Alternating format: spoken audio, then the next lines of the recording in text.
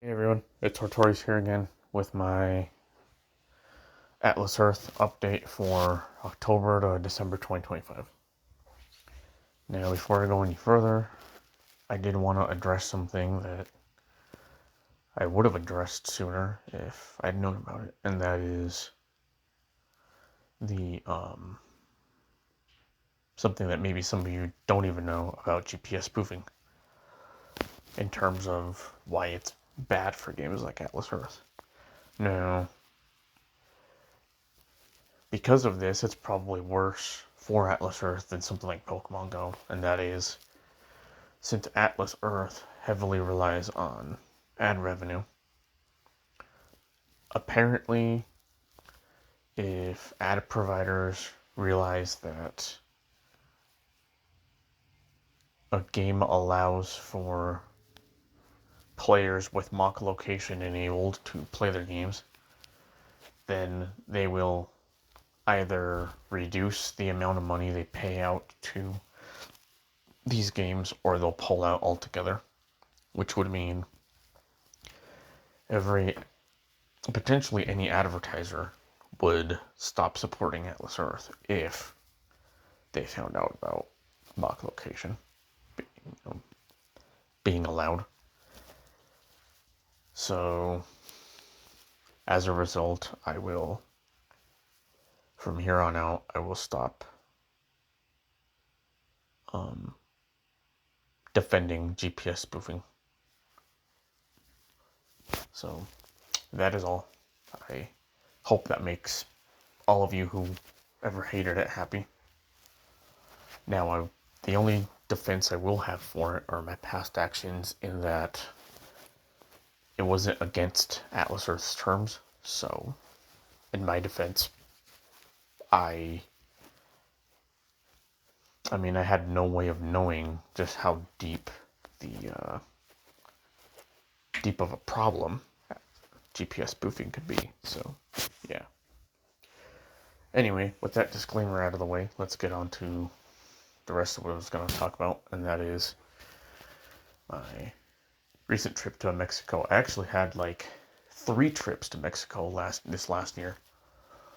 The first one was for it was mainly to celebrate my grandparents' birthdays. So my grandpa from my mom's side had a birthday in like March, and then my grandma from my dad's side, her birthday was actually February. So we kind of celebrated them both around the same time, and so that was pretty cool. And then in the in November, which was my second time going to Mexico, was my first time without my grandma that I just mentioned, because she passed like in July, literally about 6 days before my birthday. So yeah, that kind of made last year suck quite a bit, because it's like growing up, I didn't even really get to spend much time with family, because I'd never even lived in Mexico. As this is the case for many Latin American families, like leave their country and family behind and go to like the U.S. for a better life, better opportunities. So, and then losing a family member in Mexico, just it's even harder. So Christmas hit a little bit different this last time I went, but the 2 good experiences, I guess I could say, took from at least the last 2 trips I had to Mexico this past year is that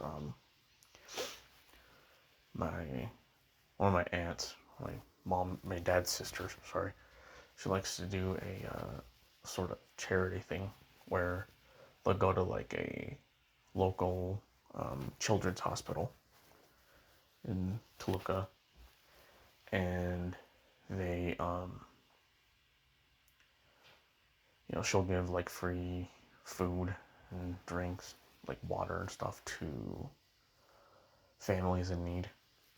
So it's like, and it's just, it felt pretty cool to be able to be a part of that, because it reiterated one of the big things I wanted from my content creation, and that is to give back to people in need. Because it's like seeing it on TV when you see all these documentaries and commercials and stuff about, donating money to help, versus actually seeing people in need in front of you. It hits different, And it was pretty cool seeing how they thank us, and they get a big old smile on their face from getting all that free food and drinks and stuff. So, at least among the bad of last year came something good out of it. So, at least I get to take that away from last year.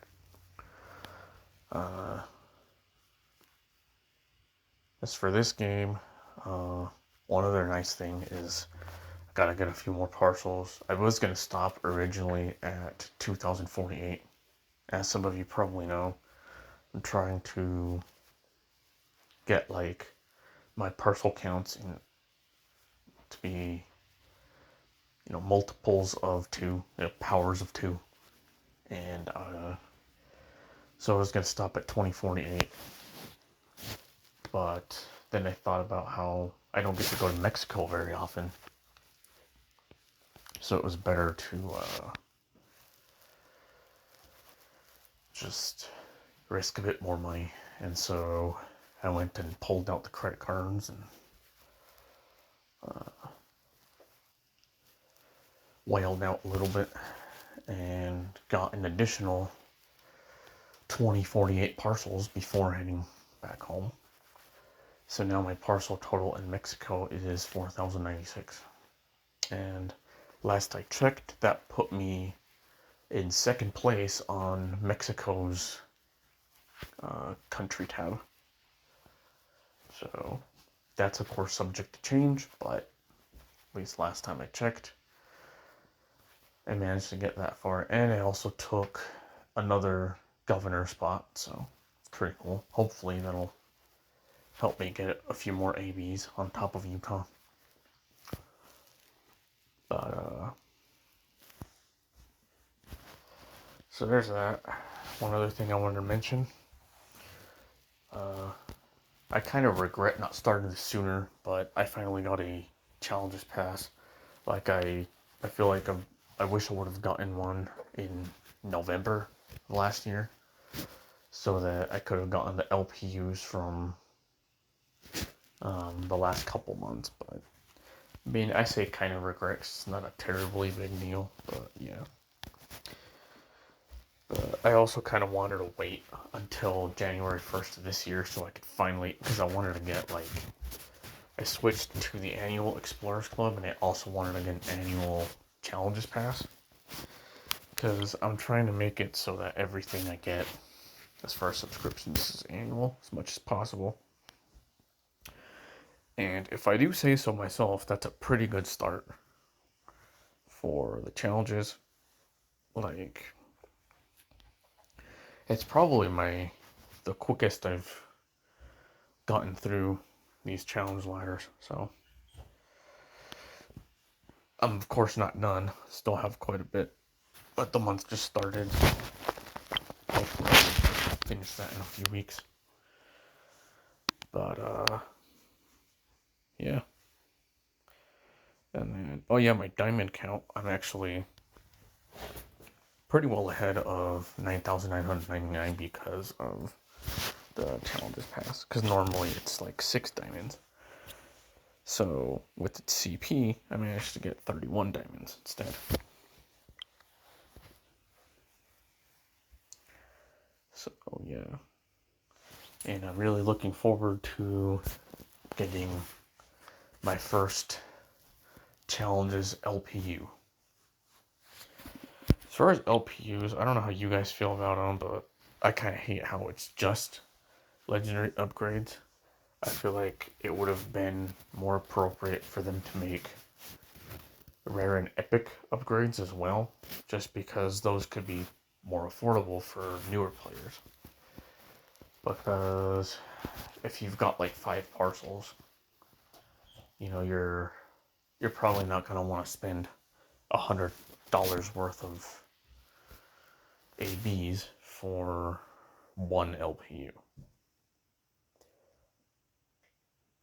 And I mean, that was actually the original thing I had in mind when I first pitched the idea of parcel upgrades to Atlas support. But yeah, whatever. I guess they decided it'd be better to have different designs for these and to make them pricey as heck. To balance the game's economy and whatnot. But anyway, as far as what I plan to do this year, I'm hoping that, sort of like what Open Boosters mentioned in his farewell address as U.S. president before Stealth took over, is that I want to try to stop spending so much money on this game. And instead, what I've decided to do is every month I'm going to alternate from cashing out to converting my accrued rent. So what I mean by that, so like this month, I'll cash out most of what I get from, after each SRB. And so I'm planning to do at least like $256 after each of the SRBs this month. And then whatever's left over, I'll convert on the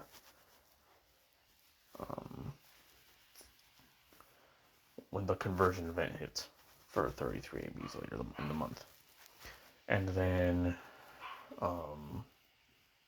next month, instead of cashing out, I'll just convert everything during that AB conversion special. And then I'll go back and forth between cashing out and converting. So that way, I'm able to get a relatively decent payout from this game while still getting as many free ABs as possible. But one of the reasons that this should work out well is because I don't plan on buying any more parcels here in Utah anytime soon. So like, unfortunately, that means that like this stupid challenge down here for like purchasing a parcel, that's just gonna get in my way. But whatever, I guess I'll just do some surveys or whatever other boring stuff I can figure out between that and like mini games. But as far as mini games, one other thing I wanted to talk about is, how do you guys think about Atlas Earth's development? Like, for me, the whole minigame revamp thing, I think is kind of pointless. I don't know, like, Racer just, for example, it kind of, that's the only one I can think of that should really be revamped, only because I hate how, like, if you screw up in the very beginning, you're pretty much screwed. You're probably going to lose the race. Whereas the other mini games, I feel like it's a little bit easier to come back and, win in the end. But regardless, like, ever since they did the play X amount of times, I haven't really cared about whether or not I win at minigames. And like, I don't know, like some people still like to climb a minigame leaderboard and get ABs from that, which, it's fine. But I feel like even if I wasn't a whale and I was just free to play or paid a lot less into this, I probably still wouldn't care much the for winning minigame rounds. I'd probably still be doing them just for the challenges, but that's just me.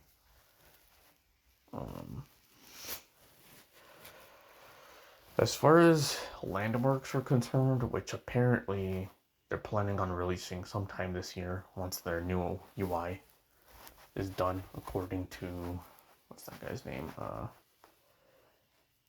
Like S. Kelly, who happens to be in like a Reddit mod for Atlas. So we'll have to wait and see how landmarks actually turn out. I'm not really looking forward to them too much, just because, well, I don't know. First of all, it's taken a while for them to come out, but also I just feel like maybe it's going to be too tedious to claim landmarks, but I mean, who knows? Maybe it won't be as bad as I'm thinking it'll be, and we'll just have to wait and see how they end up, what they end up releasing with them. I'm mostly looking forward to auctions because there are certain parcels. I don't know. I like the parcels I grab to be nice and evened out, and so when you see things like this where it's like weird little extra parcels I have like that, I'd love to be able to, if not give them to another player, maybe sell them back to the game. I'm actually kind of hoping we could do that. One other reason why I'm looking forward to one is because it's like, if I understood correctly what I sort of heard about, in some sense, auctions will be like a legit form of spoofing, in the sense that you'll be able to auction off some of your parcels remotely, and players, I don't know if that means players will be able to bid on your parcels remotely as well and then purchase them remotely. I'm actually kind of hoping that it's being the case, because I mean, as you know, there are parcels we probably won't be able to buy because they're inside a neighbor's house, a neighbor we don't know, and breaking into their house would not end well. There's parcels in, I don't know, Area 52 that we won't be able to get to. North Korea, a whole country that we probably won't be able to buy any in because they have really crazy internet restrictions and whatnot. So it's like auctions would probably be the only way to purchase parcels in areas like those. So, I mean, if they could do that, that'll definitely make up for the game not allowing us to spoof. Now, again, like I said, based on what I learned recently, I've given up on supporting GPS spoofing, because now I can see that they weren't just trying to appease the lower level players who hated spoofing. I'm sure that's probably part of it, because if those of you who hated spoofing stopped playing the game because you felt like it was unfair, that means they were going to miss out on a ton of ad revenue. So that alone made them have no choice but to stop spoofing. But beyond that, there's the advertiser side of things who may not like players spoofing their location. So yeah. Anyway,